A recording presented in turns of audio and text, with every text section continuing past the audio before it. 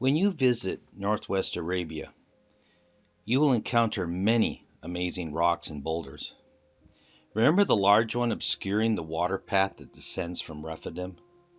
Or the massive specimen found in the middle of Disappointment Valley?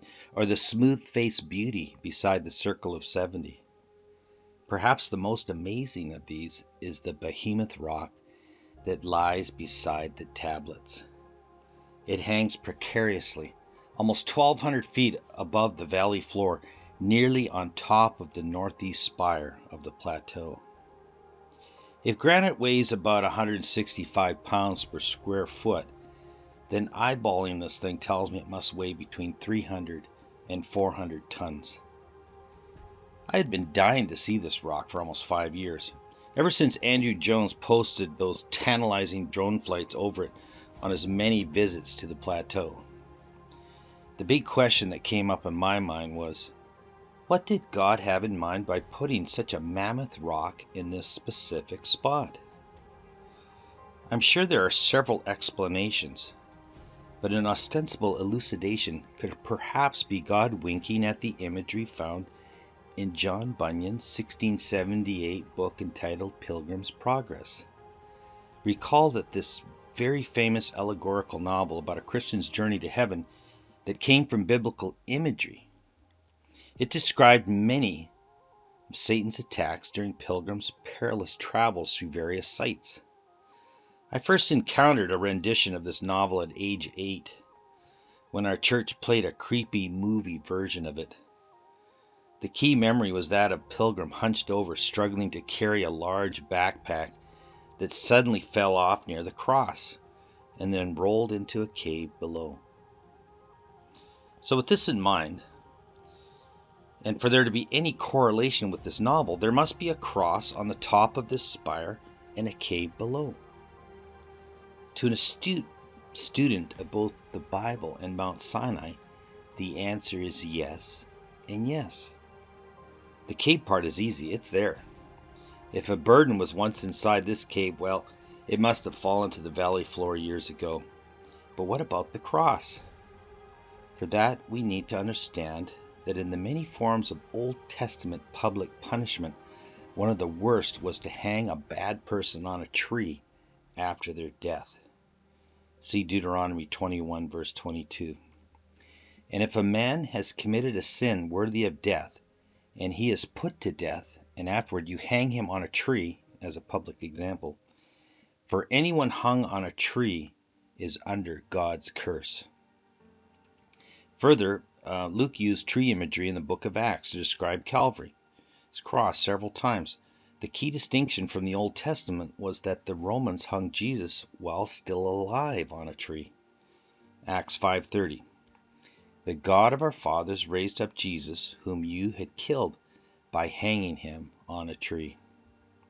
Paul also mentioned this concept in Galatians, where in Galatians 3:13 we read, Christ redeemed us from the curse of the law by becoming a curse for us. For it is written, cursed is everyone who is hung on a tree. So indeed there is a tree at the top. It is right between the prominent rocks and the tablets. When you look closely at this special tree there, you find one side to be dead and the others alive. The dead side is correctly facing east. Why? Because the east side of the mountain is where the sins of the golden calf worship occurred. It is where the requirements of the law were meted out on the altar of Moses. Whereas the tree that lives on the west side is there because it is in view of God's symbolic heavenly sanctuary. There is much light bathing that tree, which reminds us of Christ who lives. Romans 14:9. For to this end Christ died and lived again, that he might be Lord both of the dead and of the living. Hebrews 4:14. So let us then hold firmly to the faith we profess, for we have a great high priest who has gone into the very presence of God, Jesus, the Son of God. Speaking of our high priest, who is now in heaven working on our behalf, let's discuss the Scapegoat Ceremony. The curse of sin was almost completely removed at Christ's death and resurrection. This event is what many believe to be complete atonement. The problem is they ignore the scapegoat ceremony. For it is only when that goat dies that there is complete eradication of sin and all curses lifted. In type, antitype, we are to understand that the scapegoat, or Satan, was sent into the wilderness at the cross. He could no longer move freely in the universe as understood in the first chapter of Job. His lies about God were proven false. No unfallen beings wanted to listen to him anymore. But yet he continues to thrive here on earth. That will continue until the end of the millennium. See Revelation 20, verses 7 to 10. This is when all the curses of sin and Satan will be swallowed up and gone forever in that lake of fire. Some will reject these imaginative interpretations of trying to apply an allegory and Old Testament theology to some rocks and a tree. But I suspect that the converted Catholics from the Reformation era would have readily identified this cave as part of the imagery of Pilgrims Progress. And the scapegoat ceremony speaks for itself. Further, they would scoff at this cave as the spot where Elijah rested after fleeing from Jezebel. I've spoken about this already in previous videos, that this is not the cave. The correct one is 4 miles around the corner. There you have a view of both Horeb and Sinai. You can't pick a better spot in all of Sinai. There's grazing fields nearby. You're right between Horeb and Sinai. There's water and there's caves all along this ridge. Caves should have easy access to water for refreshment, and the cave floor should be preferably flat to get a good night's sleep after a long journey. No one would rest or bed down for the night without water nearby, nor would they want to be in fear of rolling to their death if they fell asleep. The narrative of 1 Kings 19 implies a 360-degree view to fully experience an earthquake, strong winds, and fire. The event would have been all-encompassing. It would not be gazed at from a narrow view looking downwards into the east. The story has Elijah first standing on the mountain, or out in the open. Then it implies that he fled back to a cave for safety, only to thereafter come out of the cave. Listen to the text. The key point here are the prepositions. Go out and stand on the mountain. Recall in Exodus 24:13, up and into, on the mountain are defined. It denotes in this verse that Moses and Joshua went into the valley before Moses went up the mountain. That's verse 9 and verse 15. Again, the key here is the prepositions. So reading on. The Lord replied, I want you to be there when I pass by. All at once a strong wind shook the mountain and shattered the rocks. But the Lord was not in the wind. Next there was an earthquake, but the Lord was not in the earthquake. Then there was a fire, but the Lord was not in the fire. Finally there was a gentle breeze, and when Elijah heard it, he covered his face with his coat. He went out and stood at the entrance to the cave. There it is. He went from going out in the open and standing to being in a cave, cowering, and then out to the entrance. A voice asked, Elijah, why are you here? That's 1 Kings chapter 19, verses 11 to 13. I believe this narrative fits with the same place that Moses encountered the burning bush. This couldn't have been at the plateau because the pulpit rock is only 400 yards away from the cave. An earthquake would have most certainly toppled this rock over. All right, so it's still here. The only way this could have happened would be with flooding, severe water erosion. And the fact that this thing's standing goes against Elijah's cave being over that ridge. Because if there's an earthquake, it probably would have fallen off. That's why I'm a proponent of Elijah staying in a cave in the valley between Horeb and Sinai. Wow, it's really on there. That rock stands tall to this day. If there was an earthquake, we would see more rocks in the valley floor, but we don't. I personally view the cave on this eastern facade as ornamental.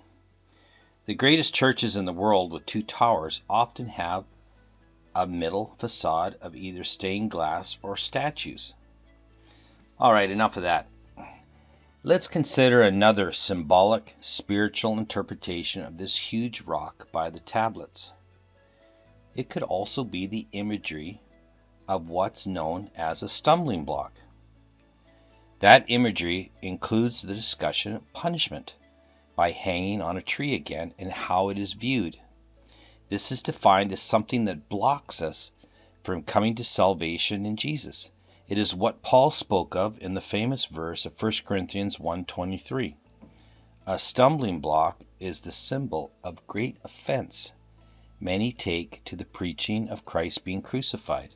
This is where Paul said, "But we preach Christ crucified, a message which is to the Jews a stumbling block, that is, it provokes their opposition, and to the Gentiles foolishness," just utter nonsense. The point being that how could their Messiah die cursed on a tree? Paul had to stress that by Christ taking the curse, we can live.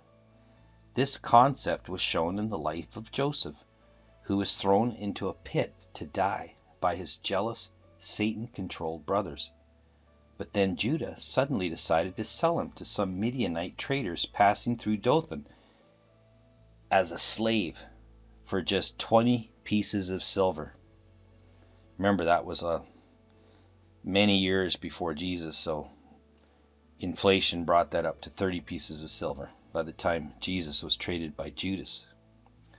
This story is found in Genesis chapter 37. A goat was then slain, and the blood was smeared all over Joseph's coat of many colors. Those evil brothers had to then lie to their father about what they did. Yet that curse soon became a life-saving blessing when Joseph rose to power in Egypt and was able to rescue his family and all of Egypt from famine years later. His symbolic death into slavery for 20 pieces of silver, the shedding of a goat's blood, and then a symbolic resurrection out of prison to rule with Pharaoh was a shadow of Christ's future sacrifice and resurrection. In time, he was united with his Father. Only God could have used Israel's enemy, the Midianites, to deliver this amazing means of salvation. All of this intense theology made me have to get under that rock, a rock that sadly could make us think about Joseph being thrown into a pit, or Jesus on the cross as a means to save. Yet burdens and stumbling blocks are real. This rock is up there as a compelling testament to these important concepts. On a lighter note, I had to pretend that I was Samson and perhaps budge that rock just a little bit. Then I took in the view on the east side. There you can look directly down on the altar, the stream that descends from the mount, and the golden calf stage. It is a long crawl to cross over to the west side and behold an inspiring panoramic view of both Sinai and Horeb. Lastly, we need to consider another stumbling block definition. It is how many in the world believe that they can be saved by works alone. Even today, there are Christians that think keeping the law without a faith in Jesus will get them to heaven. It must have been devastating to those proud Pharisees when they learned the true way of salvation that Jesus explained to Nicodemus in John chapter 3. Without a love for Jesus, all their works were worthless. Likewise, the Egyptians must have been very upset to learn that faith in the blood on the doorposts saved Israel and could have saved their firstborn. The emphasis should not be about the angel of death passing over, but rather how you and I have to pass over our stumbling blocks. We can go under, we can go through. It is only going through the door of safety that has the blood of the Lamb, where we have redemption through Him.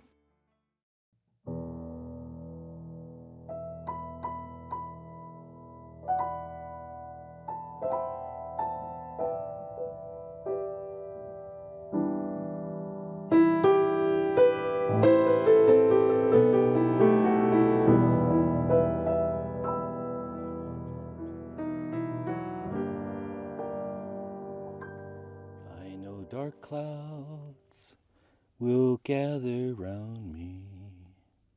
I know my way is hard and steep, but beauteous fields arise before me,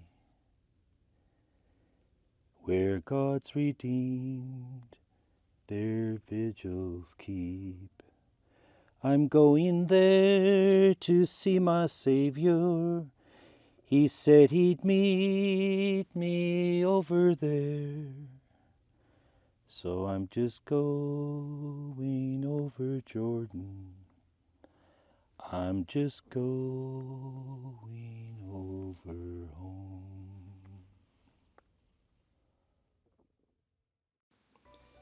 In the meeting area, I was able to admire the pulpit rock again and imagine the 70 there.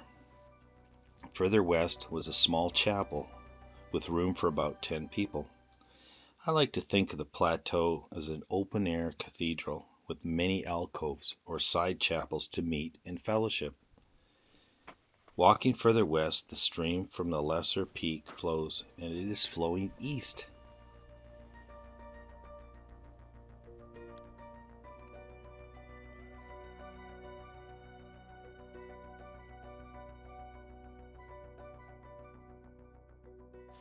I then headed back down along the stream that flows to the altar. An almond tree was blooming. Looks like Aaron's rod's budding. Look at all those almonds on there. Unbelievable. It was a reminder of the story about Aaron's rod and how it budded. There were several small waterfalls and pools that I encountered during the descent that day. Yes, one day we all can experience what the 70 encountered. Just remember, reject the stumbling blocks in your life. Walk through the door.